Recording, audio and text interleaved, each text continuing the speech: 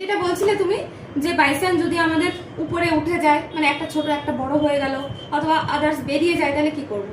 তো দেখো, আমি এই চোখটায় কনসিলার লাগিয়ে আমি বাইরে গেছিলাম, তাই তো? তো কি হয়েছে, ও তাকিয়েছে, তাকানোর পরে দেখো এদিকে বেরিয়ে গেছে, এদিকে বেরিয়ে গেছে, হ্যাঁ ওটা বড় হয়ে গেছে। তাহলে এটাকে আমি এবার কি করে ঠিক করবো? ঠিক আছে, দেখো আগে এখানটা ব্লেন্ড করে নেব। ঠিক আছে, প্রথমে যেমন ব্লেন্ড করেছিলাম একদম ফার্স্টে, সেরকম ব্লেন্ড করে নেবো।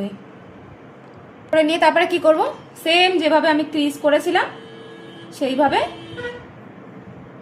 আবার ক্রিজ করব।